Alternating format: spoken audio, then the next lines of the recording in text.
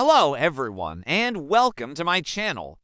Today, we're going to explore the fascinating story of one of the greatest empires in world history, the Ottoman Empire. For more than 6 centuries, it dominated the Eastern Mediterranean, the Black Sea region, and large parts of the Middle East and North Africa. At its peak, it was one of the wealthiest and most powerful states in the world. But how did it start? How did it fall? And what made it so successful in the first place? Well, let's find out. This is part 2 of our crash course on world history. If you haven't watched part 1 yet, I highly recommend you do so before continuing. You can find the link in the description below. Also, please consider liking this video and subscribing to show your support for our work. Without further ado, let's dive into history. The Ottoman Empire was founded in 1299 by a Turkish chieftain named Osman. He established his principality, known as the Beylik of Osman, in Anatolia, which is modern-day Turkey. Osman's forces were composed of mounted horsemen who employed the use of stirrups, allowing them to dominate the area. As the principality grew, so did its influence and power.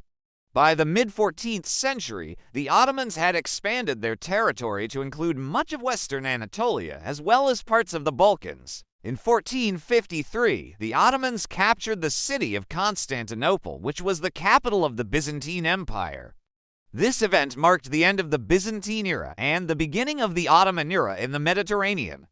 The capture of Constantinople was a significant moment in history. It not only marked the end of the Byzantine Empire, but also symbolized the growing power and influence of the Ottoman Turks. The city was known as the Jewel of the East, and its capture was seen as a great prize by the Ottoman leaders. Mehmed II, Sultan of the Ottoman Empire at the time, led the siege and conquest of the city. With the addition of Constantinople to their territory, the Ottomans gained control over the Bosporus Strait, which connects the Black Sea to the Mediterranean. This strategic location gave them control over trade routes between Europe and Asia, which contributed to their wealth and power. The capture of Constantinople also demonstrated the military strength and skill of the Ottoman army. They used a combination of land and sea forces to surround and conquer the city, which was considered to be one of the most fortified cities in the world at the time. Following the conquest, Mehmed II renamed the city to Istanbul and made it the capital of the Ottoman Empire. He also established many new mosques, schools, and other public buildings in the city. Despite the immense riches of the Ottoman Empire, Mehmed chose to keep taxes low, and the people of Constantinople were exempt from paying any taxes for the first 5 years after the conquest.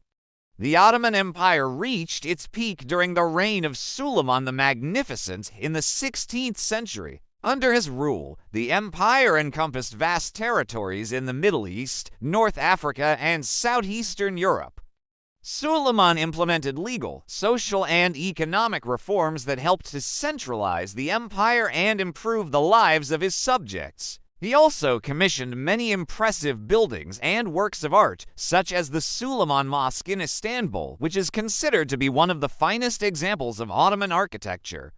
Several factors contributed to the Ottoman Empire's power and success throughout history. Firstly, the empire was strategically located at the crossroads between Europe, Asia, and Africa, which allowed them to control important trade routes and access valuable resources.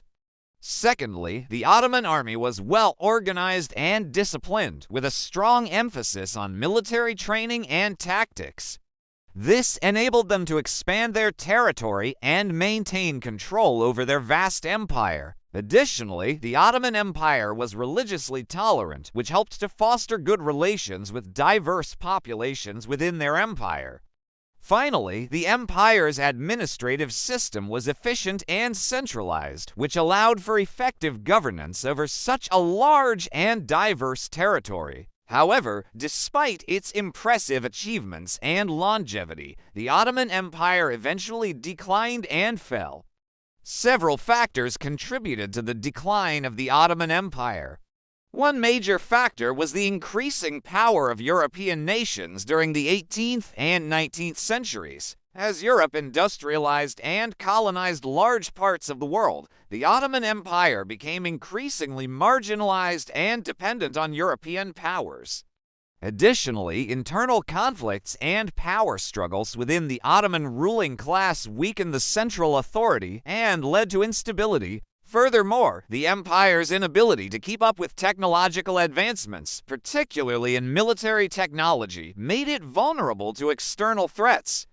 Finally, economic decline due to factors such as inflation and high taxes contributed to the empire's overall decline and eventual collapse. In 1922, after World War I, the Ottoman Empire was defeated and its territories were occupied by Allied forces.